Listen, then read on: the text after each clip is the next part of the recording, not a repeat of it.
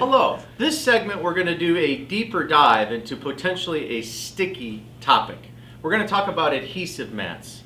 The first thing I'd like to clarify is the word tacky mat is the license name of a manufacturer called Liberty. So the reason why we call them adhesive mats or sticky mats and not tacky mats is tacky mats is the name licensed by Liberty Industries. They're the basically generated, they're perceived as the founder of the adhesive mat.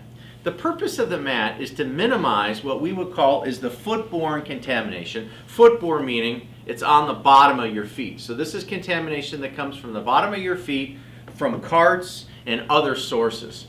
So many facilities are eliminating or reducing tacky mats by eliminating or reducing foot-borne or wheel-borne traffic. They put clean room tape on wheels. They have everyone go into a clean room shoe. So it's not uncommon in factories where the operator takes off their outside shoe, puts on a factory shoe, and then when you wear factory shoes, really the need for a tacky mat is much diminished. Because keep in mind, all we're doing with a tacky mat is we are reducing the contamination that we're potentially bringing in from the outside. So I guess I just like to preface it by saying sometimes the best use of a tacky mat is more of an engineered solution where we prevent people with dirty shoes from even coming on a tacky mat. So that said, we legally cannot refer to them as tacky mats because that's a licensed trade name. Probably the most common name is an adhesive mat or a sticky mat. Why do people use these? Is because they're trying to limit foot-borne and floor-based contamination from migrating into the clean room. There are two basic types of sticky mats, adhesive mats, tacky mats. There's a permanent type mat and there's a disposable type. The permanent type mats are typically in large mats, like in our clean room downstairs, where they cover a bigger area. And these permanent type mats work on a spongy surface, so the particulate is trapped within that spongy surface, but they require a lot of cleaning. And after you clean them, you need to squeegee them. The leading manufacturer of a permanent mat is a manufacturer by the name of Adhesive. There's also a manufacturer by the name of Hardco. If somebody is looking for a permanent mat, you need to make them aware that there are high labor costs to cleaning that mat. One you've seen out at Sumco where they have had high traffic areas. I think they pulled them out. Do they still have them in some areas? Oh, they do. Okay, but if you have a high traffic area with literally dozens of people walking back and forth, that mat needs to be cleaned several times a day. Because what will happen is the contamination accumulates. It's like a sponge. Once the sponge gets dirty, you don't want to continue to clean with the dirty sponge, right? You're going to cross-contaminate. The same thing is true with the permanent mat. Once that gets loaded up with contamination, it won't hold any more particles, and then when people walk across it, it's going to hold particles, and particles are going to get cross-contaminated from the mat. So we're primarily going to focus on our solution, but let me just preface it. Sometimes the better solution is to go to a clean shoe. If you go to a clean shoe, you can eliminate or really reduce the need for adhesive mats, or in some areas that are low traffic areas, you can go to a permanent solution. The most common areas for where you have a disposable tacky mat would be the entrance to the gown room. So what I like to call is the black area, the outside environment. When you go into the gown room, you'll typically place a mat, and then you'll also place a mat after you've gowned up before you go into the air shower to actually go into the clean room. There are some real differentiations between the industry typical tacky mat and the ValueTech tacky mat. Probably the most significant differentiator is our pressure-sensitive adhesive is all non-solvent based. What we mean when we say non-solvent based is it's water-based. A solvent acrylic-based adhesive has the potential to outgas, so you have the possibility of flammability and spark, and you also have operator exposure to solvents. The benefit of a non-solvent adhesive is it's water-based. It doesn't contribute to breaking down, it doesn't really contribute to harming the environment. So one differentiator with the ValueTech adhesive mats is our mats are all water-based adhesive. How can you tell a mat's water-based adhesive? After you've pulled the sheet back and you can smell a solvent-based adhesive. It's gonna outgas. A water-based adhesive, all you smell is the acrylic adhesive. Another real differentiator to the ValueTech adhesive mat is our packaging. You'll notice the product is clearly packaged ValueTech Contamination Control Adhesive Mat. You look at the in panel, we have lot number information, we have sizing information, we have color information. We use anti-counterfeiting tape. This is to ensure that the customer is in fact getting ValueTech product. But when you open up the packaging, this is just a subtlety. What you'll see in here is the spacer.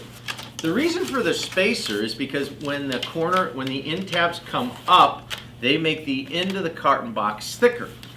What does the spacer do? The spacer means that when the carton box is sealed up, it's going to be uniform and flat. This is very important because a lot of tacky mats don't have the spacer, and what they end up looking like is when you stack 10 or 15 of these, they almost look like bananas, right? Because the end is thicker than the middle, and that's not a good thing to have happen because then you end up with a pressure point. You end up with a pressure point here, and you don't want to have pressure points on adhesive film. When you have pressure points, that contributes to delamination, that contributes to veins, that contributes to the bubble in the mat. So the ValueTech mat is unique. Only really the highest quality mats have an inner spacer. And then when you open this up, you can see the mats are all packaged within a bag. The bag packaging is important because this is a polyethylene film. Polyethylene film can and will attract static. And so you'll see the outside of this bag. If we can zoom in for a little bit closer spot, you can see the outside of the bag is actually covered with contaminants from the uncoated chipboard, right? There are some tacky mats that do not come in a poly liner. So what that means is the actual sheets themselves have the contaminant from the packaging because polyethylene can and will hold a static charge. That's very important to remember that polyethylene film can hold a static charge. So we're going to take the mat out, and how the mats are constructed is pretty much uniform. There's not a lot of difference in the basic design of an adhesive mat. All adhesive mats have corner tabs.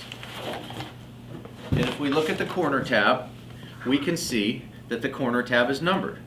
The reason why it's numbered is so you can see how many sheets are left. And so you can see this mat has 30 sheets. The size of an adhesive mat is important. Let's just envision that I'm at the door. This is the door frame. Some people position adhesive mats this way. They want to cover the full width.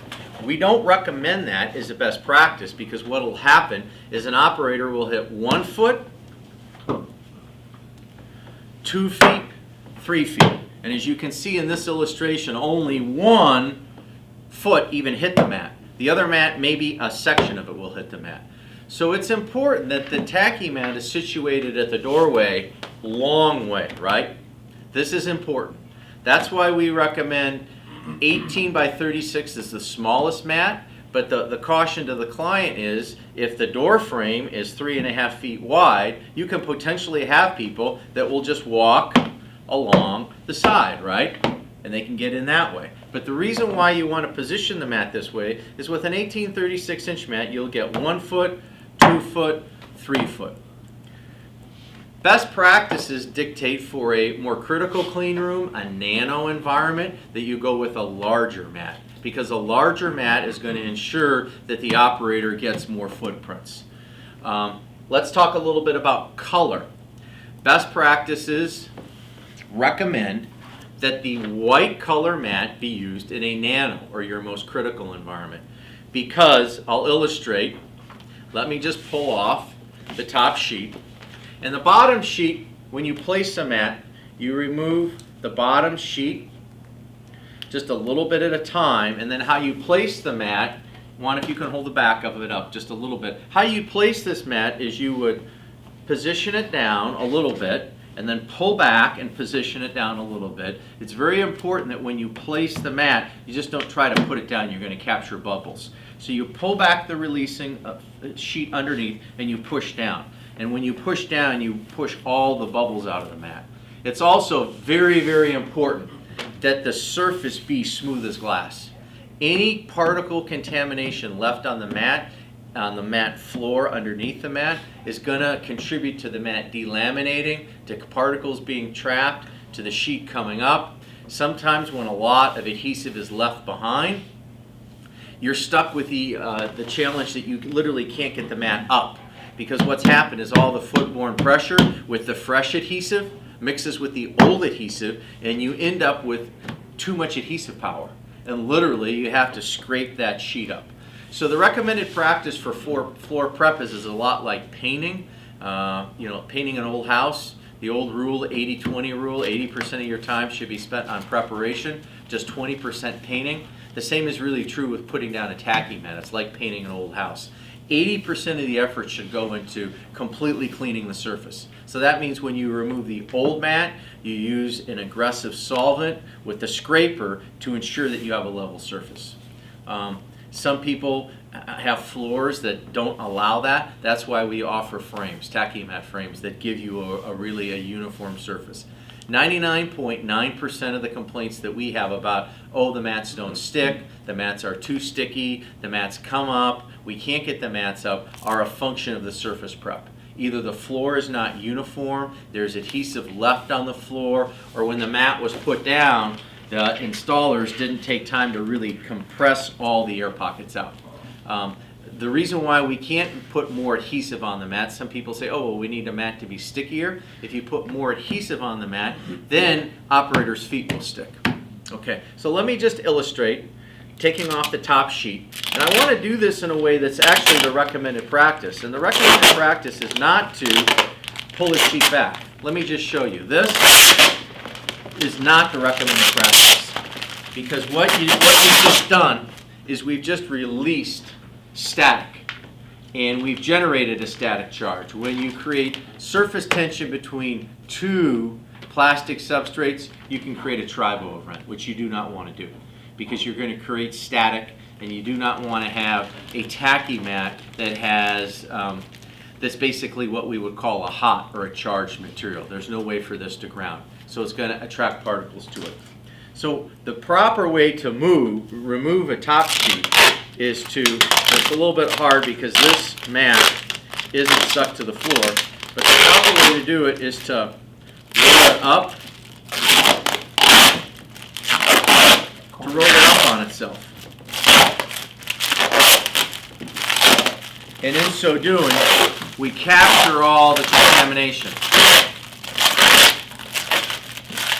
And so after you've rolled that up in a ball, then you have a fresh surface. This is probably the chief advantage of a permanent mat versus a disposable mat. You can see in less than a minute, you can remove the contaminated sheet and have a fresh surface.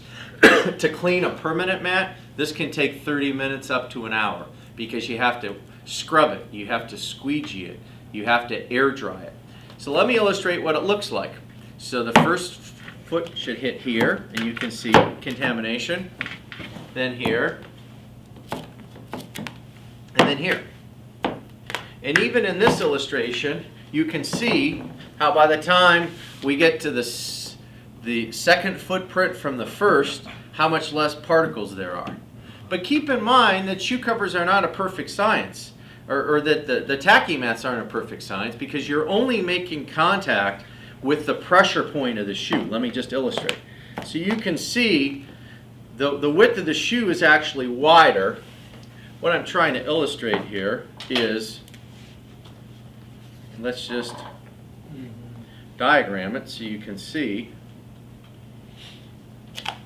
So you can see there's, in theory, contamination everywhere, but the tacky mat only picked up the contamination here. So what about this whole area right in here? That's contamination that stays on the shoe that gets moved into the clean room. So just to summarize, adhesive mats are the first line of defense before an operator enters into the gown room to remove foot-borne contamination. The reason why there's so much focus on the floor is within a clean room, there's constant positive air pressure delivering clean air from the ceiling, pushing it down to the floor. So not only do you have gravity, where heavy objects and particles tend to fall, you also have the airflow within clean rooms that pushes all the contamination to the floor. That's why there's so much focus on having tacky mats. In addition to tacky mats, other solutions are, as we mentioned, factory shoes. Before your adhesive mat, putting in a 3M type fibrous mat not a nylon, but more of like a coarse mat that's going to remove contamination. Some people even have shoe cleaners, so they put the shoe into a brush situation. A lower cost solution is what's commonly seen in the East Coast. It's just physical brushes, where there's a permanent brush on the bottom and two on the side. Anything you can do to knock off particles from the shoe before it gets to a tacky mat is going to be a big win in your first leg of defense of preventing gross contamination into the clean room. Thank you.